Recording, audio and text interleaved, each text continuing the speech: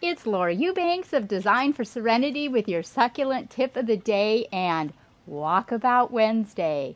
It's been a hot minute since I brought you all back into my garden. I don't even know how long it's been. Month, maybe longer. And it's spring now here in San Diego. It's early April and things are looking so good. And some things aren't, and there are issues every season with these plants, so I thought I would just give you a tour and show you what's going on here. Now, I had told you at last Walkabout Wednesday that I was going to change out some pots. I gave one of my aloe Goliaths to a client. It had been in this corner over here, along with another, like, what was it, a Colorado or some agave that wasn't, I had a cactus that wasn't looking good, so I mixed up a lot of my pots. I moved this fantastic mammillaria into my talavera, and you can see right now I have it propped up with a couple pieces of rubble, and I haven't top dressed it yet because I still need to do a little work on this to secure the plant to make sure that it's angled the way I want it. This is the little Euphorbia that I got from a client that's a collectible, and Hannah, she gave it to Hannah. Hannah left it inside her apartment. It dropped a lot of leaves. It's just been very stressed out. So I planted it into this pot. I put it in the corner back here. It's still very viable, particularly with euphorbias. If they drop their leaves at any time of the year, that doesn't mean it's over. It just means the plant is going night-night. So just withhold water, keep it in a somewhat shady protected area, and watch for signs of new growth. I'm waiting to see this start popping out some new leaves from the branches, and when it does, then I'll know that it's safe to start giving it a little bit of water. The gutters. Yay, spring has sprung. Now, lots and lots of our Setaveria, our Echeveria, our Graptiverias, Graptosedums, a lot of these little guys are throwing off they're adorable little spring blooms right now. So you really need to watch for aphids. Aphids love to attack the flowers, and those are little tiny black bugs. So you have to decide, are you going to, treat that with alcohol if you have that kind of time in your life? Are you going to let it ride? Usually if I see an influx of aphids, I'll just remove the bloom because I don't want it to spread to my other plants. My string of pearls, this has been kind of a shit show over here for the last year. But the ones that have proven themselves to be winners have been allowed to stay, and you will see that they are very plump and green, and this is the gold standard for Senecio rowleyanus. We don't want this. So basically, I've just been coming out here and picking off the pieces that I don't like and encouraging the pieces that I do. This long strand, is looking so much better too after I pulled all the dead out of it. Still got a little ways to go, but Senecio rowleyanus is a winter grower, and so it is at its peak right now. Once the weather starts to get hot, I could have to make some fresh decisions. But yes, everything in the gutters is looking spectacular. I'm very, very happy with it.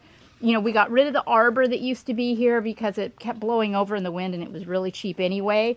But this pink jasmine, I still have it in this blue pot. This used to go over the arbor. Pink jasmine is a great plant if you want a plant that's tough, bulletproof, has fabulous flowers in the springtime, and will cover and grow almost as fast as you can watch it do it. Then I recommend this plant. I'm hoping to get a new arbor, so that's why I left this. But I have to come out here and keep cutting at it every few days, or it's going to eat my cactus. So this snowflake, this Euphorbia Snowflake, I think I'm going to move this pot someplace a little more visible because this is really starting to get its legs. I didn't realize what a slow grower this plant is, but my goal is to have it completely take over the pot where I see no rock whatsoever. The Pilosoceras azuris is still looking fantastic. One thing, though, that I learned about this plant, and you know it's my favorite cactus because it's blue. The blooms, meh. They're not that extravagant. But I guess you can't have it all, right?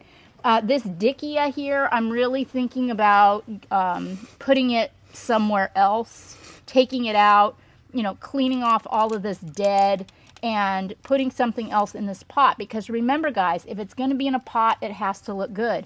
And spring is a really good time to come out and evaluate your pots and decide what is working for you and what is not.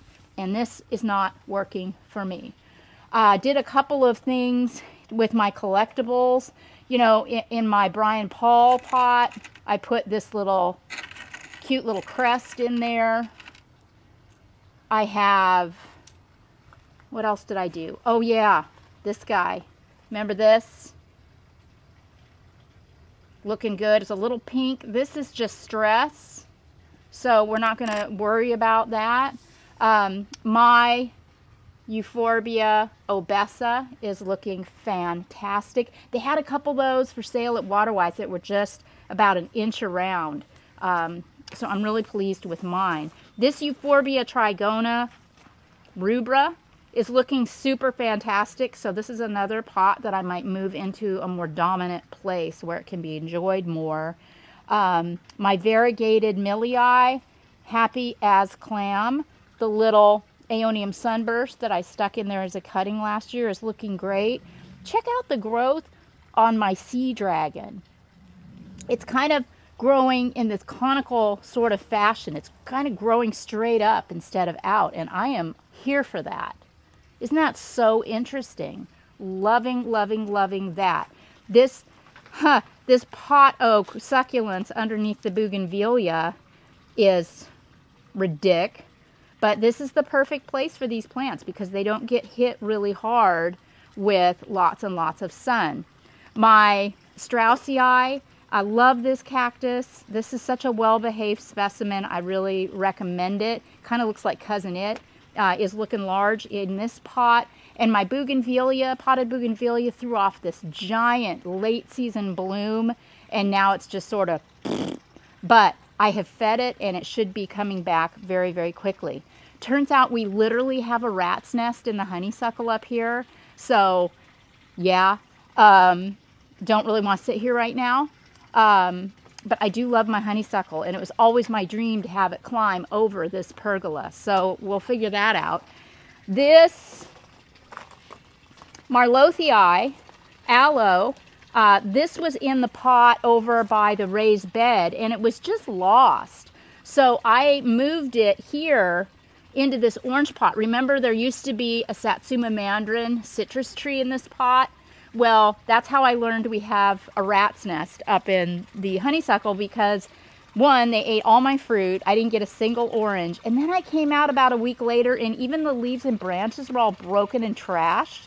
So, you know, that thing never really produced a whole lot of fruit for me anyway, and this just makes me a lot happier. Also, have not yet top dressed. I haven't had time. I'm probably going to go with white creva here. But remember, this plant grows as more of a single tree. So I'm going to make sure that it's, you know, growing in a straight, upright fashion so that the trunk is straight and I have a really fantastic specimen in a couple of years. My Goliath, yeah, it's only a matter of time before I'm going to have to make decisions about this monster, but for now, love it.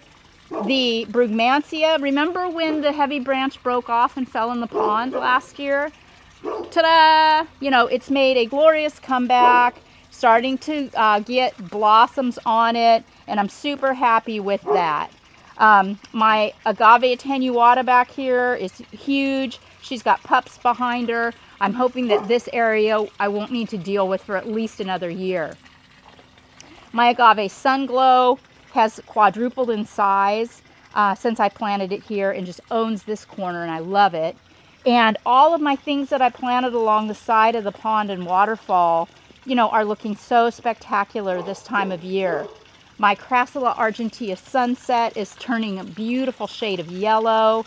My Fred Ives are popping through. I've got my Aloe Dorothiae, my Crassula, my Aloe Nobilis, a nice big milkweed, some sedum, Adolphi there. I planted some kiwis in here. These are all Fred Ives. And, you know, it's just an absolute glorious combination of leftovers and cast-offs that have knit together so beautifully. One of you asked if we could spend a little more time with plants that I have against the wall. Okay, well, my goal in life is to cover this prison wall with plant material. And at first I thought that I would have the bougainvillea cover, you know, the entire space, but I couldn't get it contained. I like the bougainvillea to stay kind of flat against the wall. So I do have it, you know, Greg did install some wires to hold it back when we were training it. And now my goal is just to keep the branches going this way and this way. I'm cutting back anything that grows straight out in the hopes of encouraging flowering just at the top of the wall. Then at the bottom, I've got Kalanchoe orgialis, some random aloes. I've got aeonium, some Crassula argentea. Here I've got a little pup from that Attenuata. And I've even planted some Portulacaria afra, the upright version, which I'm not a huge fan of generally speaking, but there are so few vertical choices with succulents. So I thought this might be a good one. You know, I want things to do this, to grow up, up, up. So I've also popped in some Crassula undulata. So yeah, in here, just, you know, a lot of crassulas. I pop crassulas in here when I pick pieces off of them in other areas of the garden where they've gotten to be too much. So stay tuned, and hopefully, you know, if everything goes the way I want it to, this time next year, all of the succulent material will be at least halfway up this wall. You'll also notice that it is, this is alyssum season. And look how fabulous all my Easter bonnet alyssum looks right now. This comes annually. It just comes up all by itself. I don't, you know, I don't do anything, but I sure do enjoy it when it's here. The topsy-turvy is looking pretty good. Those crested Graptosedum ghosties that I took out of the fountain, I popped in this top pot. And you know, that's really all that I have done with the topsy-turvy. Everything is really just doing its thing in there. I'm really, really happy with it. Now, if you have crassulas or, you know, that have bloomed out, like this one has, this is a little orbiculata hybrid. I don't hate the way these spent flowers look. I kind of like it. So I'm letting it ride. If this bugs you and you have OCD, you can come out here and clip them off and just satisfy yourself that way. My little Kalanchoe luciae fantastic is fantastic. I've never had any luck with this variegate in my garden before because the snails always decimated it. But I haven't put down any snail bait and it is looking fantastic. So yay. Yay, Kalanchoe luciae. Here, looky here, Greg. Here's my, wow. Look at that. Isn't that so beautiful? This California native, Dudleya Burtonii, I've had in the garden for at least 10 years. And it kind of goes away in the summer and comes back in the winter. But it has just been a beautiful, you know, kind of Echeveria / aeonium looking plant that is silver in color, and it has always, always impressed me. Our little Mediopicta alba pup has established itself really well. This sedum, this is just, you know, kind of an annual little sedum that comes up. Again, it's one of those things that kind of makes a resurgence every winter. It doesn't really love the summer in my garden, but you're going to see pops of it as a ground cover, and that is just something that comes back each and every year. This Echeveria, Aguavoides lipstick. Oh man, this is a happy plant in my garden. And as she throws off pups, I'm cracking them off and moving them other places because I think it's so spectacular. I've got pieces of this all over the place. So, many of you know, Greg and I celebrated our birthdays / wedding anniversary the other day. It was wonderful. We spent a few days up in Los Angeles watching our little granddaughter Lucy while her mama and daddy went on a getaway in Joshua Tree. It was a magnificent way to spend Easter and our birthdays. And when we came home, our crew got together and made us this gorgeous vertical hanging wall and had delivered it. And to say that I was gobsmacked is an understatement. See, these vessels here have lights in them. So what we're going to do is hang it here next to the grapefruit tree, run the cord behind the couch so that at night these orbs are going to light up. And oh my gosh, I shouldn't be surprised. I mean, my crew's got talent to burn. But isn't this just a magnificent piece of art? And I was just so absolutely blown away. They all got together and worked on this for a really, really long time to get it done and ready for our birthdays. So thank you, Team DFS. You are absolutely the best. Okay, moving on. Well, the wisteria was fun this year. I actually got some wisteria flowers out of it. They're gone now, and there weren't a ton of them, but I love how the wisteria is growing this way, and it's throwing some shade on my succulent fountain. So, you know, that is fabulous news because this thing gets so darn hot in the summer and I lose some of my plants or they just get to looking so scrubby. So, you know, this has always been a work in progress and I'm constantly picking at it and working with it. But right now I don't really have a whole lot to report. I'm really happy with the way it looks. Naturally, the side that gets the most shade looks the best, which is the side that you don't see unless you walk around behind. But yeah, this is looking really, really good. In another month, my Eden climbing roses are going to be in full flower, and that is going to be something to behold, and I promise you, you're not going to miss it. So many of you saw on Instagram that the aloe that I took out of Veombi, sorry, I think I said Marlothii over there, it's a Veombi, that I took out of this pot. I put a Pilosoceras azuris, and remember the flowers, meh, you know, they're white and they're kind of small and they don't last long, but the Pilo and then a little Aloe Dorothiae. Then I top dressed with white Creba, and I'm really, really happy with how that looks. The raised bed that we planted out a couple of years ago, you know, still looks absolutely fantastic. And I did take out the big Crassula argentea sunset that was right here at the corner. It was eating this thing and I just couldn't anymore.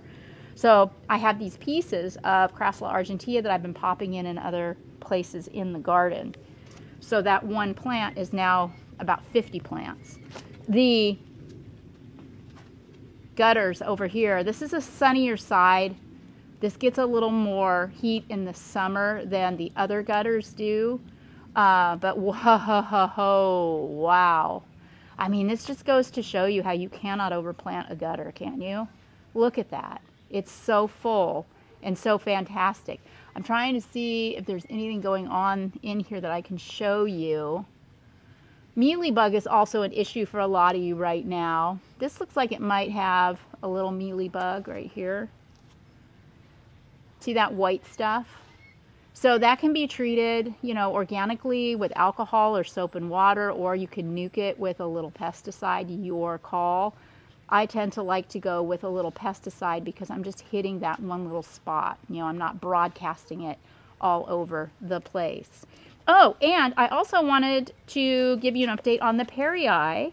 Remember a few years ago, I bought 3 gorgeous perii for the Tustin job, left them in my car overnight, and by the time I got to them, they had sunburned, and all of the leaves were, here you can see right here, that white burn on the leaf. These were just covered with white burn.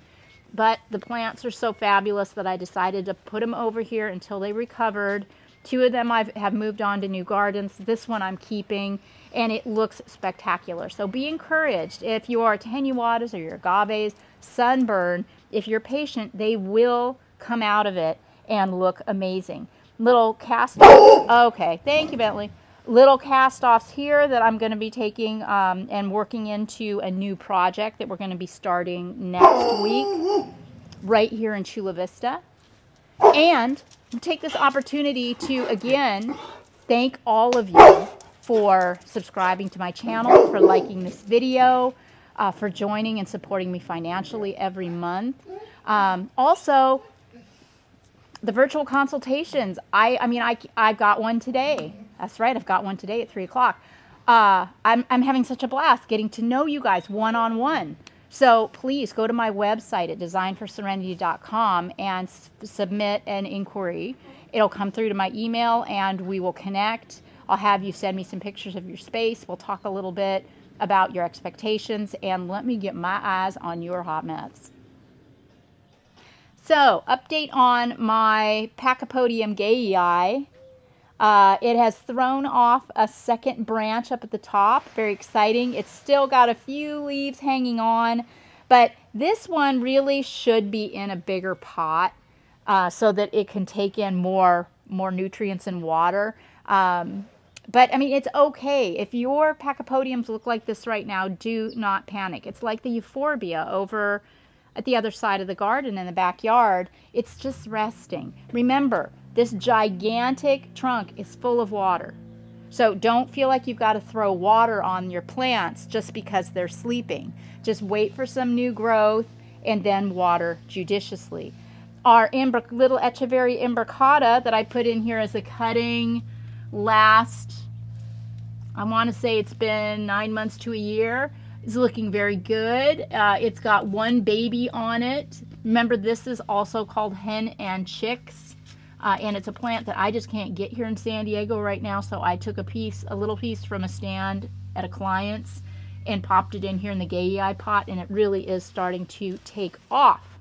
Our little clamshell planter. See, you can tell it's like 9:30 in the morning maybe right now, and you can see how much sun that the clamshell is getting. We also have swallows nesting up on our second level balcony, so they're dropping little pieces of nesting material on it.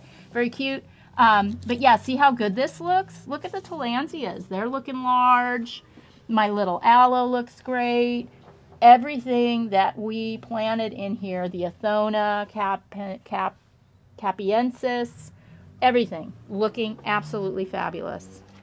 Okay, and then the side pillar planters, remember we swapped these because this one was over here and it was just growing at such a faster rate, so I swapped them out in the hopes that this guy would catch up. Really hasn't happened yet. I mean, they're both super healthy and all, but look at how much bigger this one is. Gosh, and the only difference is that one was over here for a year or so. So hopefully as we continue to move through time, this arrangement will catch up with this bad boy. Still haven't decided what to do out front here. You've all given me some really good suggestions, which I'm thinking about. Just the aeoniums are looking so good right now. That, you know, this doesn't look hideous, so I'm just going to let it ride, and when it gets looking hideous again is probably when I'll tear into it. My Aleuaudia procera out here, you can see that it doesn't have a whole lot of leaf. Okay, it doesn't have any leaves on the bottom branches, and you might think, oh my gosh, those are all dead. They're not. This is, you know, just coming out of its winter dormancy. So once again, be very, very patient. Now is the time, though, if you have Aleuaudia procera, when you can start throwing some water on it. Same with your Petalanthus bracteus, if you want to see those plants start to wake up. My stand of aeoniums here under the palm looks fabulous. When you come back to see me in a few months in a Walkabout Wednesday in the summer, it will not look fabulous. But again, love-hate relationship right now, couldn't be happier with it. All my barrels are thriving. And this is really, you know, I absolutely know, I mean, all I do is pull an occasional little weed. There's really nothing to do out here at all. What are you pointing at, Greg? Did you mention that you took the... Oh, yeah, the one that was, you know, dead. Okay, I admit it. Moved it to the garden of death and popped a new one in its stead. So it did not make an amazing recovery. This is a new barrel. So isn't it going to be fun to watch these grow? You know the potential of these barrels and how big they're going to get in this little space. It's just going to be so cool as we move forward. So this has been a very long Walkabout Wednesday. I have missed you so much. And we will be starting, as I said, a new project next week. So we'll take you on the journey. It's going to be a front yard in a neighborhood not unlike mine, a bigger space. But it's going to be absolutely fantastic. So get out in your garden, you guys. Remember, check in on your pots. If they look crappy, rework them. Now is the time to make sure that your pots are 100. This has been Laura Eubanks of Design for Serenity and Walkabout Wednesday with your succulent tips of the day.